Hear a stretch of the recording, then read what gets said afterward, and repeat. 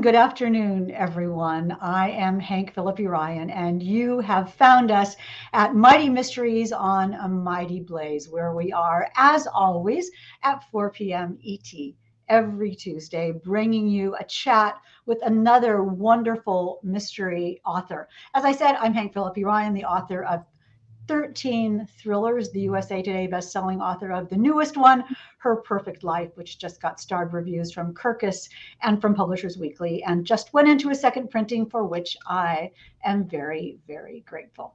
So welcome, you lucky, lucky readers, because today you will meet Hannah Morrissey, whose debut novel, Hello, Transcriber, is just out right now. This book is terrific. It is suspenseful, it is atmospheric, it is seductive, it is gorgeous, it is unique. I ride on the treadmill, and I rode for hours reading this because I absolutely could not put it down. And even luckier, we are doing a giveaway today. Hannah has generously offered to give away a copy of her book. Yes, and that's the very book you'll get, the one that she is holding. Welcome, Hannah Morrissey, and congratulations on a wonderful book. I'm in Boston, you're in Milwaukee? Yeah, in the Milwaukee area. And how has it been this launch week? Your book just came out, what, last week? Yeah, on Tuesday. And? Today's Tuesday? Yeah. I don't have any idea what day it is. I mean, I don't know. Yeah, no, it's been great. Yeah, I guess it's been kind of a whirlwind, as you can tell. But yeah, we had a great launch event, and every day kind of brings new surprises and positive reviews, so I'm happy. Oh, Hannah, I've never seen such great reviews as I have for Hello, Transcriber. Thank you. This is on the cover. It says, CJ Box says on the cover, dark, atmospheric, and compelling. And CJ Box is absolutely fantastic author. So how was your launch moment when you got up at the podium and there was a crowd of people to celebrate your new book? What was that like? It was nerve-wracking, but because I don't like public speaking, because when you're writing a book, it's a very kind of solitary activity. But yeah, it was like overwhelming and just really cool to see everybody who came out. There were people, just so many friends, and my family traveled from like 3 hours to come, to that Barnes and Noble. So it was really special. It was definitely, I think you only launch a debut novel once. So isn't that interesting? It is a once in a lifetime experience. What did your family say to you? They were just like, wow, like, this is a really good turnout. And I think they were surprised and just impressed, like, at how many people came out, and they were glad that they were there. And like my dad, he's very quiet and very reserved, but he did say, he's like, I'm proud of you. So that made me really happy. That brings tears to my eyes. Yeah. I mean, imagine when he sees his little girl all grown up, having what's certain to be a best-selling debut, and people come to the bookstore and are cheering and applauding, and their reviews are great. What a moment. Yeah, it was surreal, for sure. Well, that's great. May you have many more. You can come to your second launch and your third launch. Yes. If you are new to A Mighty Mystery, welcome, welcome, welcome, Hannah Morrissey today, and welcome to all of you. You know A Mighty Mystery on a Mighty Blaze. A Mighty Blaze was started at the beginning of the pandemic, which was ridiculously long time ago now, by the powerhouse team of Jenna Blum and Caroline Levitt, to keep us all together during these sort of dark days that we are all trying to make the best of, to keep us reading and keep us talking and keep us discovering new books like Hello, Transcriber by the fabulous Hannah Morrissey, who is joined today by her dinosaur collection behind her, as you see, and your fabulous dinosaur sweater. There's a lot on my desk that you can't see, unfortunately, but they're here. Well, there's probably like 30 in this room. 30 dinosaurs in your room? Well, they move in herds, so, They move in herds. Of course. Why didn't I think of that? Of course, you're so welcome. Let me quickly read you all the official bio of Hannah so you know a little bit about her. Hannah Morrissey is a 3-decade survivor of Wisconsin winters, she writes. Her education began in a 2-room schoolhouse and concluded at the University of Wisconsin-Madison, where she earned her BA in English with an emphasis on creative writing. Between roles as a bookseller and copywriter, she spent 3.5 years transcribing police reports and contemplating her debut novel, Hello, Transcriber. She lives with her husband, who is a police lieutenant, 2 pugs who sleep beside her while she writes, and a TBR pile that never gets any smaller, thank goodness. And also with an array of dinosaurs, which you have learned here on A Mighty Mystery, that no one ever knew before. As I keep saying, Hannah, I'm just swept away by this wonderful book. Tell us a little bit about it. I'm never quite sure exactly how much the author wants me to tell about the book. So you take it away. Okay, so Hello Transcriber is was largely derived from my own experience being a police transcriber in a Wisconsin city. So I'm like, hey, this is interesting. Let's start there because transcribing, I think, is a vocation that just a lot of people don't know a lot about. I certainly didn't. I just really wanted to kind of hone in on like a character and a feeling of being just kind of cold and isolated. And so Hello Transcriber is about a female police transcriber who's more or less new to this city. And it happens to be, of course, Wisconsin's most crime-ridden city. So she's in this dark, cold place, and she works the night shift transcribing police reports, which is when a detective calls in a report and she would listen to it and type. So she's listening to these reports when suddenly her neighbor comes and confesses to hiding a body. So she, is also an aspiring writer. So she kind of takes that as fodder for this novel and perhaps gets more involved than she should. Well, it's a couple of things, so many things in that to unpack. First of all, what you say, her neighbor comes and confesses to hiding a body in one of the most chilling scenes. I won't say anymore. You all have to read it for yourself in Hello Transcriber. In one of the most chilling scenes I have ever read. I mean, you seem like such a nice woman, Hannah. I don't exactly know where that story came from. But, a police transcriber, as you say, well, let's talk about that in a minute. So Hazel Greenlee is the main character, and forgive me if I call her Hazel, her Hannah, and you Hazel, because it's the same to me. Yeah, all is forgiven. Okay, she's so evocative, and she's a brilliantly fast typist, and she works the overnight shift at the police department, transcribing the police reports that police officers call in, punctuation and all. Yes. I have been a television reporter for 40 years, more than that, and covered so much crime. And I had no idea that there was such a job as a police transcriber. Did you all know that? When I look over here, I'm looking at the comments. Did you all know there was a police transcriber? Talk a little bit about that and what they do and how it feels and how you have to think to be a police transcriber. Yeah. So police transcribers, it is a unique position, but it's not completely unheard of, I guess. So it varies by the department. So I know a lot of police departments do have police transcribers, but not all of them do.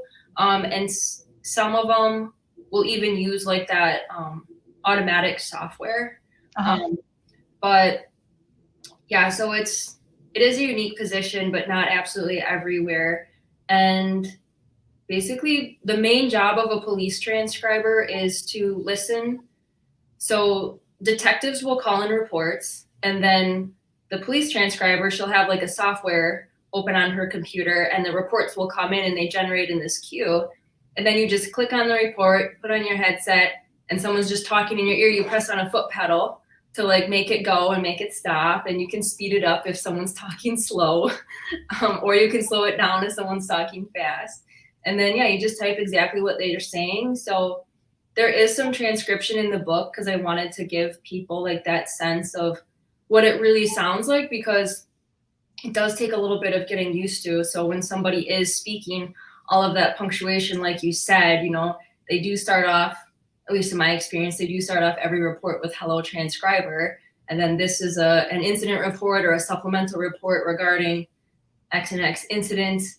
And then they will say, this is investigator so-and-so, payroll this number, and they'll talk about, investigating an incident, comma, regarding, so. Well, I mean, first of all, when the first piece came out in your book that began Hello Transcriber, that moment of entry into someone else's world almost brought me to tears for some reason, because it's such an acknowledgement by the police officer that they're about to tell a story. I mean, Hello Transcriber is almost like once upon a time. Mm-hmm. And then they tell you a story. What was it like for you, let alone Hazel, we'll talk about that in a minute. What was it like for you to hear that was the first other person other than the police officer Mm-hmm. who has heard about a crime? Mm-hmm. Yeah, it is like a really intimate setup, I guess, because when you become a police transcriber, I also include this in the book because I thought it was just really interesting. You do sign an oath of confidentiality that you will not speak about these reports. So you are having a very one-sided conversation, and that, I don't know, I think there's just something really intimate about it, that somebody is telling you in confidence this report, and your job is to just type it and keep it secret.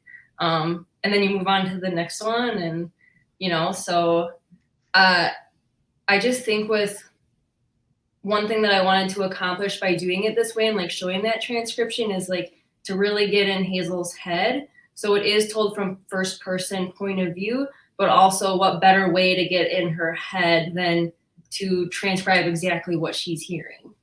And the thing that makes Hazel so wonderful, and the thing that makes you so wonderful, because you must have felt the same way at times, is that you could do this without caring. You could just sort of take in the words and put them onto the paper and really not connect with them at all. Or you could become immersed in the story and care about the story. And Hazel becomes immersed in certain stories. And that makes her life difficult. Yeah. Because I used to get asked this question too, like that, they would ask like, how can you do this job? Because people didn't know exactly what you did, but they had an idea at least of your job description. So, you had to sign off that you could listen to traumatic reports and not be emotionally affected. And so I was like, okay, here we go. And for the most part, I mean, I wasn't really affected. Some of them did bother me. Like if they involved children and stuff, I would really feel bad about that. But the ones that were bad people, I didn't really feel bad about. But yeah, you do have to have like a certain level of detachment. And even the ones that are really sad, because there definitely are sad and traumatic things that happen, like the way that I would think to myself is that this has already happened and there's nothing that I can do to stop it. So the best thing that I can do is type this report to the best of my abilities and get it to the detective so they can like move the case forward. So you're part of this team, you're part of this crime solving public service team. But on the other hand, Hazel, the transcriber, I guess it's on the same hand, Hazel, the transcriber, works overnight in this dark, dark, lonely room with the only voice in her head besides her own is a police officer, a detective who's telling her a story in this very almost cold way, as I said, with punctuation and all. I have to tell you just sort of a little sidebar. I always dictate my emails.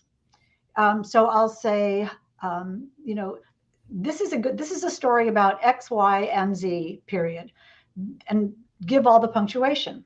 Mm-hmm. And so I got used to it. So now when I leave a phone message, I say, hi, comma, Sally, exclamation mark, it's Hank, exclamation mark. And then I think, no, I don't need to do that. So dictating with punctuation has ruined my voice messages. So thanks. Did that ever happen to you? No, I never did it. I mean, sometimes people, like detectives, would slip up if they were, because they would maybe give you a little bit before they started the report or after, just if they knew it was me, they'd be like, hey, Hannah, it's just me. I'm calling this in. If you wouldn't mind, maybe they needed a rush job or something. They're like, could you get this to me sooner? Would that be okay? But they would be like, could you get to this to me sooner, comma. I know, exactly. And you can see how that happens. You can see how that happens. There's the thing though that I love about this. I was trying to figure out what the word for voyeur when it had to do with audio was, and then I thought, well, that's eavesdropping, but it isn't because she's part of it. Mhm. And one of the many things I love about this book is how she begins to recognize voices and begins to imagine what the detectives look like. Talk a little bit about that and how that evolves in the book. Yeah, that was also something that I experienced, and I had never experienced anything like that. So, I mean, I think as somebody who's a writer, I mean, writers have to pay attention to the world around them and the world that they are in. So, I'll kind of just, hold on to these types of observations, like something that I find is unique or interesting. And I did think it was really interesting the fact that, I had been there for a week or two and I knew people by voice and by their payroll number, but not by their faces. So I thought it was it was the craziest thing. I went to, it was like a friend's retirement party, and I got there and suddenly people, they all know me. And they're like, oh, hi, Hannah. Hi, Hannah. I'm like, I don't know who that person is, but, trying to listen to them to be like, is that investigator so-and-so? Oh, okay.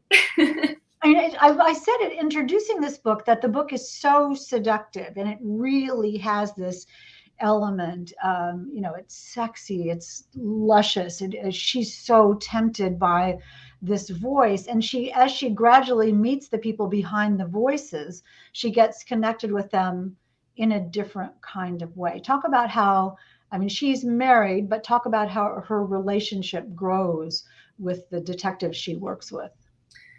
Yeah, I think it's just the contrast that she has. So, yeah, sort of the setup isn't, she's followed her husband, as you do, to this crime-ridden city for a job, and things are not good at home. And, you know, I think that's kind of like where the detachment starts, because if your life is painful or if it's not where you think you want to be, you're going to kind of disconnect and detach. And then, paralleling that with her becoming a transcriber where, she is very much alone except for listening to these voices, and then, being detached, but also connecting to these cases and connecting to these people behind the voices. Now, I think that's just kind of a stark contrast. And then, sort of seeing something that's completely the opposite of like what she has at home. So, yeah. Well, there's so much, I mean, she immerses herself in other people's stories. Right. And every day a detective is telling her a new story until she begins to sort of be drawn into one certain detective's case. And here she is crossing a line by getting involved, which is exactly the opposite of what a transcriber is Right. supposed to do. So that conflict and that longing, that longing is so woven throughout your story. All she wants to be, I mean, she just wants to be happy. She wants to be happy, and that is exactly what she's not, and her brain is filled with unhappiness. What was it like to write about a job that you know so intimately, but about someone else and about what happens to her? Yeah, I think, because a big theme in the book is write what you know. And that's not like a novel theme. I mean, we're taught that in college and, different things. So it's, a lot for me. It was, okay, start with my own experience and start with, like I said, just the interesting things about my environment and what I'm noticing, even just looking out the window, and kind of start there. So I started kind of by building the world first and building like the experiences that this person might have, because I knew that a police transcriber it could be a very, just like a unique thing or a unique facet of a character. So let's kind of start there. And then you start by what she sees and like how she experiences the world. And then you kind of bring in the what ifs. And that's like where it branches out. So for Hazel, starting with she's looking out this window and she sees these blue apartments and she sees somebody in a hoodie sitting on these crumbling steps of these apartments, and like what if this person came up to the window and like what would happen then. So kind of just for me the separation or like the deviation comes between just always asking, I guess, the book itself, what if this happened, then what would she do. And the decisions that she makes are based on her own emotional sort of ricketiness and her own emotional needs and her desire to sort of be a good person. There's so much that's observation in this book, including this brilliant dark setting. It's set in a place called Black Harbor, which I kept calling Bleak Harbor in my head because it's just so bleak. Talk a little bit about why you decided to set this story in a place like that, and talk a little bit about what a place like that is. Yeah. So, I guess just personally, I'm always like driven toward dark places. I like grim noir novels. I like dystopian. So I knew when I started writing this that I wanted to evoke that kind of feeling of like noir. And I actually used to just have it on my computer called Noir Novel because I didn't know what to call it. So I would just kind of call it Noir Novel and dump some things in there. But just, when you're in that like police realm and listening to all these stories, because I mean, as a transcriber, you hear all of it. You're not just, the detectives or the police officers, like they get enough, but that's from one lens. And whereas a police transcriber, you're kind of like an info dump and you're that hub where you're getting everybody's stories that's happening. So, and then especially when you work on the night shift, the world is dark all the time. And then when most people are like up and about, you're sleeping, if you can, and just getting that saturation of crime and bad things happening. So I just wanted to sort of explore the world around me, but like use only the dark parts. Well, the dark parts are certainly not only the landscape, but the drug use and the crime. And is it you tell about it, the most crime, the most crime-ridden city in the state, something like that. Talk a little bit about why you gave it your all with this noir element. Yeah, I think a lot of what I wanted to explore with Hazel too was sort of that, I don't know if I want to use the cliche like being a fish out of water, but I think everybody, or most people at least, probably have that moment in their life where they end up somewhere where they feel they don't belong or you don't fit in. And I wanted to explore that with her because I felt like that would really contribute to her feeling isolated. So the fact that she's in this like cold, crime-ridden place, like it's not safe to be out. And with, it gave her sort of a northern accent that I know people can probably hear. But I used to get sort of teased for the way that I spoke here. And I'm only a few hours south of like where I grew up, but everyone assumed I was like from Canada or something. So I think when you don't even sound like the people in the area, you feel even more isolated or like more like you don't belong. So just really wanting to kind of explore that with her and seeing, like when I came to work at the police department, I had no idea that level of crime was happening. And then to hear that, I mean, there were homicides 2 houses down from my house. And I was like, I never would have heard of this otherwise, So just, I mean, every night it was stuff. And, I was thankful that I was kind of on the inside because at least I was aware of it. But I'm like, I don't know, maybe ignorance is bliss. Well, it's interesting because as a reporter, I have said to my husband, if he goes out, I'll say, "Be careful, sweetheart," and he'll say, "Of what?" It's just these two different worldviews. I Yeah. can tell you a million things that could possibly go Hmm. wrong. But talk about fish out of water. When I look this way, you all, I'm looking at the comments. Talk about fish out of water. I mean, this bridge and the river underneath it, she is trying to keep out of water, even give sort of tributes to Hmm. the water, almost to keep herself out. And that becomes so pivotal. And Sherry wants to know and welcome, Sherry, is the bridge in the book based on a real bridge? It is. So I think it's called the Root River Bridge. I'd have to double check, but actually it's the banner on my Facebook page as well as on my Instagram. There's a couple of the book trailer is actually featuring that bridge. Ah, So I actually went out with a friend and captured some drone footage of that bridge, and then the art department at Minotaur wanted to know, hey, do you by chance have the rights to this video? I'm like, oh, I shot it, so yes. that's But great. yeah, actually, I used to see that bridge on my way to work, actually on my way home from work because it was dark when I drove into work. But on my way home from work at like 6:37 in the morning, I would see that bridge, and I don't know, I have a thing for like just old industrial railroad bridges, and I just thought it was the scariest, creepiest thing. Well, I saw your wonderful picture taken under what must be a bridge. Yeah, Like that that. one's similar. Anytime I see bridges like that, those old trestle bridges, I just love them.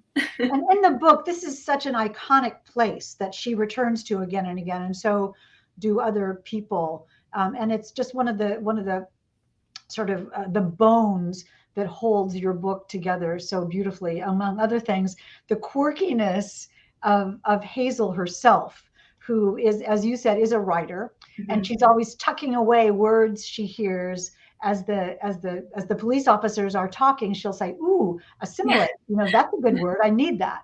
And yeah. then she types when there's no typewriter. Talk Mhm. about those little quirkinesses in her character and in other characters have them as well. Yeah, Why do you do that? Let me ask you that. yeah. Oh, you do? Yeah, I think that's what I think. Just kind of looking at the two facets of Hazel, like she's a police transcriber and she's a writer, and like what is something distinctive that a writer would do, and what's something distinctive that a police transcriber would do. And I mean, I think she's kind of got this perfect seat or suddenly this perfect opportunity to sort of take in all these stories and like hear all these words. I mean, it's really like a writer's paradise, like Mhm. Sure. ideal situation. So I would do that because I think every sort of universe, like wherever you are, and at that point in time, mine was like the police department. They have their own vernacular and their own vocabulary. So for them, it was just learning words or just hearing words that were used more commonly that I had never heard before. Um, like indicative is a big one, which I actually had to look it up because I'm like, is that a real word? And then everybody would use indicative. I'm like, all right, I got it. It's a real word. Or sometimes somebody would just surprise me if they were talking about, you know, the state of a house and like a search warrant, and they would just talk about like, oh, absolutely depraved, or this tumultuous thing that happened. I was like, well, that's a good word. And you So I tucked do it that. away as a writer. Yeah, so I do that when I read books as well. If like I see a word that I really like, I jot it down. So I'm like, well, I want to use that. Just keep it in mind and add it to the arsenal. But yeah, with like, so she does this thing where she mime types like what people say. So kind of, it's just a weird quirk that she has where like her sister will even be talking and she'll be like mime typing the conversation under the table. So mime typing would just be going like this, typing, but Yeah, typing the real way, yeah, which is such a nervous habit. And right. but it's also her way of calming herself. It's a little bit calming and reassuring and sort Yeah. of bringing herself down to earth again. I think it's her way of like processing information. So I know for me, like I always say, I'm better on paper because for me, I like to write while I think, or I think while I write. So I don't, I like to write out my thoughts. And I think for her, it's kind of the same thing, like by her sort of imaginarily typing somebody's conversation, what they're saying, like that's how she's taking it in and processing it. But yeah, it's definitely a nervous habit. Well, it was such a joy. It's such a joy to read this book. I see behind you a board that has a lot of pictures and a lot of notes. What is that, Hannah? That's my murder board. Murder board. We all have those. We all do have that. Tell us a little bit about what that is and how that works. Yeah, that's kind of my process, and like it looks much smaller on the video than it is. I think it's like 7 feet, but yeah, by 3 feet maybe. But to be honest, I can make it a little bit bigger. But yeah, it's actually whiteboard paint, and it's really cool. You just So get what's on it? Yeah, I just print out pictures of my characters. And so that's like my character map, how I map out my characters. So, and that's my process for writing a book. I start building the world and then, fill it with characters. But, now that I already have the world, I kind of just have to come up with the characters. But yeah, I'll think of my characters. I kind of have an idea in mind who I want or what I want them to look like. So I'll just go to Google Images, and some of them are celebrities and some of them are just random photos I could find that someone who looked like they fit the part. And just having a visual is like so helpful for me. Why? What does it offer you to see that? I think like sometimes, I describe, like for instance, on the one that I'm on my new book that I'm working on now, I just wanted to describe like how the daughter looks more like the dad. And so I'm looking at these two images to see what they have in common. Or like in his image, like what of his do I want her to share, things like that. And then I feel like I can describe it in better, like more authentic detail than if I just had to like pluck it off the top of my head. And I've gotten like a lot of just help with looking for images, because sometimes the people that you're looking for, they'll be doing something in the picture that you're like, oh, that would be good for that character to do. It strikes something interesting. Like, maybe the image I picked, that same person I see is also like smoking a cigarette. I'm like, oh, maybe they secretly smoke a cigarette. Why are they keeping that? So, or even, well, you can't see her back there, but she's kind of got like, as if I could see more clearly if I just she's kind of got like a devious look in her eyes. So I was like, hey, I wonder why she's looking like that. So I'll kind of have a loose idea that I want for the character, and then I use their images like to continue shaping them. I love that. I sort of use myself. So I'll be sitting here at the computer where I work, and I'll say, so what is she doing? And then I thought, oh, she scratched her head. So I'm demonstrating for myself how I have so I have a different posture for each person. I see that on your dinosaur behind you. You were telling me there were medals around that dinosaur's neck, and those are incredibly special. Those are that's my BBT Rexa, and she holds all of my marathon medals. All of your marathon medals? Yeah, I think she has 4. So you're a runner. You're a marathon runner. Yeah, so I spend a lot of time in my head. I mean, but that also is a lot of determination. I mean, the same determination and persistence that you use to write a book. It's the same sort of rhythm, isn't it? That you just have to keep going.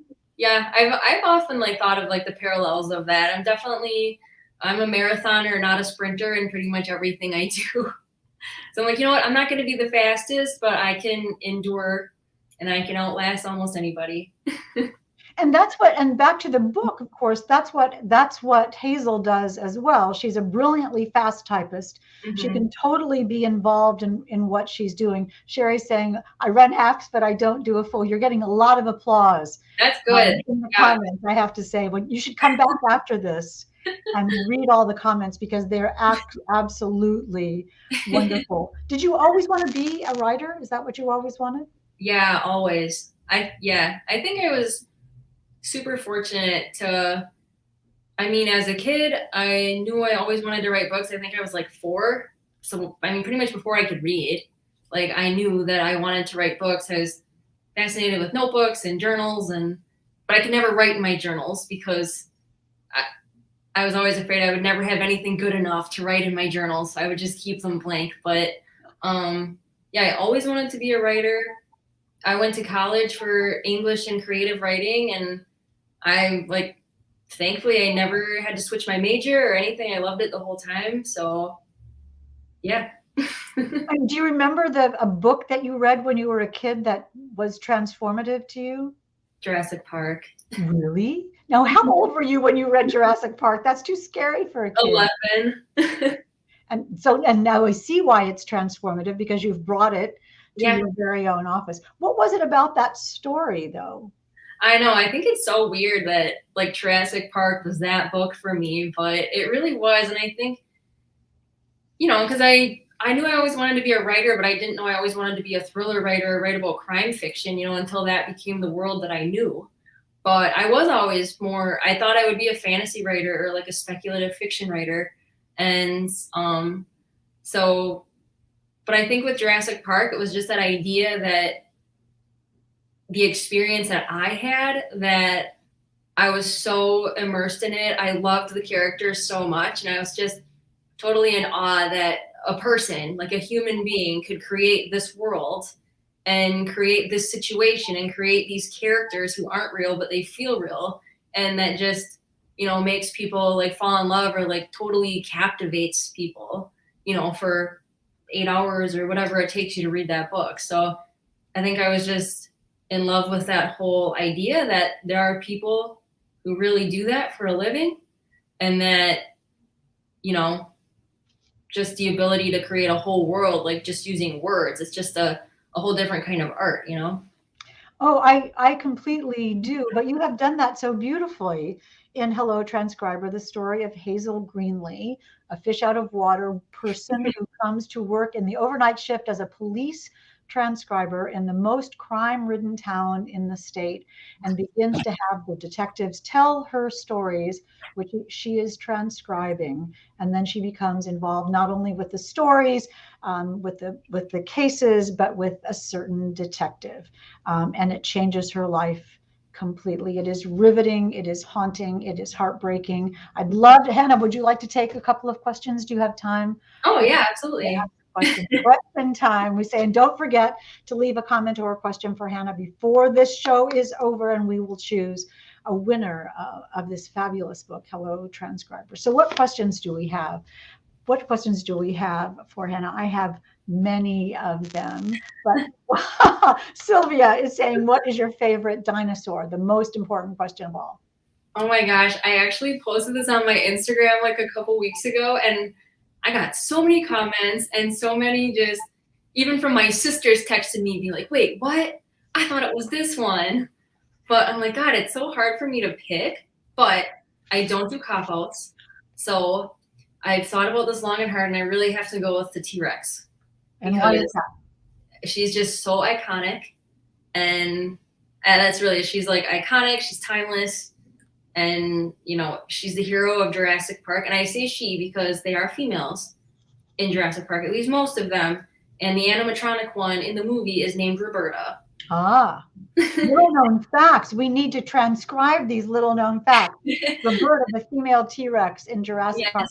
And I love that you said, I don't do cop outs, but no, your whole book is about cops. And I also different kind of cops. And I also, you just referred to your sister, which reminds me of your childhood, which that seems unusual and unique. What's of my sisters? Yeah. Oh yeah. Yeah, no, I grew up in super rural area, like on a farm with 4 sisters. So. And that was, I mean, I grew up in really rural Indiana. You couldn't see another house from our house. Did you ride ponies? Did you have farm animals, or was it just? Oh yeah, we had. My dad owns a beef farm, so they have beef cattle and steers, and we had some sort of a hobby farm. My mom was, she loved like goats and potbelly pigs and sheep and rabbits. So yeah, I grew up around a lot of animals. And you still have dogs now? Yes, I have 2 pugs, Griswold and Muffins. They're wonderful. And finally, your husband is a police officer.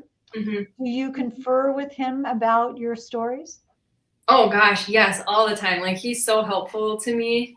Um, I remember the first time I had him read through Hello Transcriber, I was so nerve-wracked because I mean he knew I wrote, but he never had read anything that I had done, and I was just Oh, like so hoping that he liked it. And so that's one of like the most important things to me about writing, and especially about like writing this genre, is to make sure that it's authentic.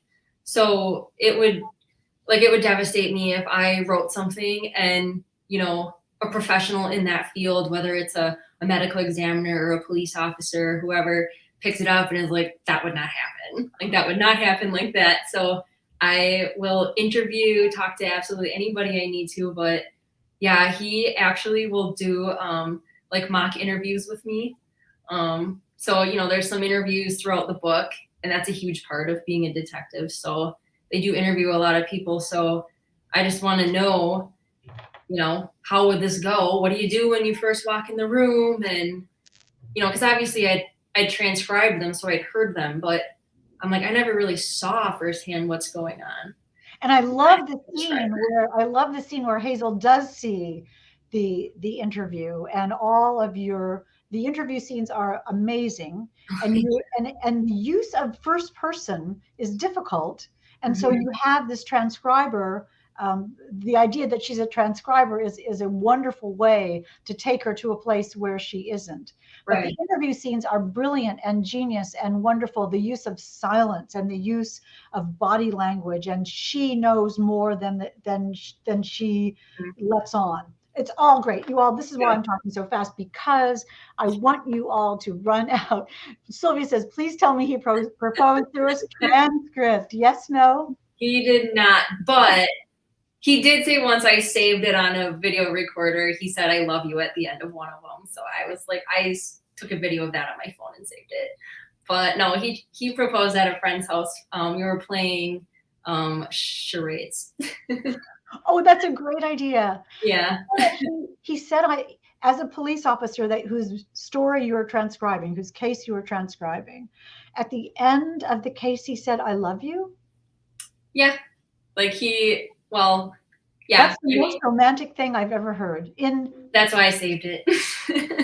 in my life, bar none.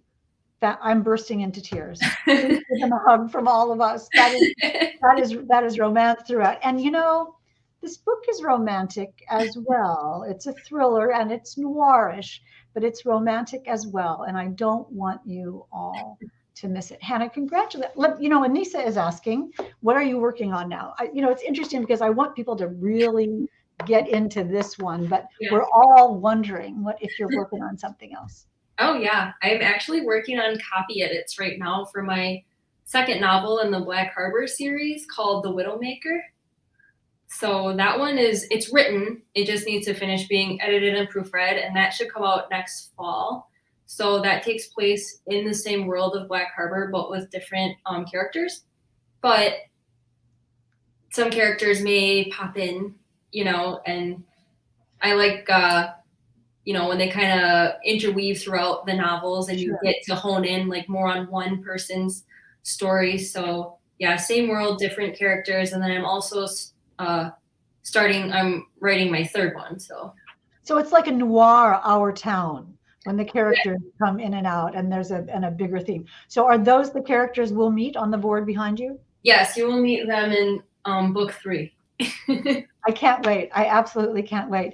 I know we'll have a winner of Hello Transcriber that will pop up on the screen. And there she is, Grace Kushida in Canada, a wonderful veteran mighty mystery author. Grace, you will love this. Grace is a gourmet cook and a wonderful friend. So we're so thrilled.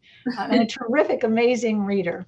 And has a walking group too. So you two can do endurance walks together. Hannah, congratulations. As I said, this book is marvelous. It's heartbreaking. It's riveting. It's propulsive. It's absolutely terrific. Congratulations on it. Long may you write. What's up? Long may you write. Oh, thank you. And we hope you'll come back for your next book. And we hope you will come back next Tuesday at 4 p.m. for another fabulous book, completely different kind of book. Everything We Didn't Say by Nicole Bart. And as it says on the, Wendy Walker says, a riveting tale about love, loyalty, and secrets. Love, loyalty, and secrets. Everything We Didn't Say. Next Tuesday at 4 p.m. right here on A Mighty Mystery. And we hope you will join us then. Hannah Morrissey, congratulations on your wonderful debut. And Thank we, you. of course, and we will see you all next time.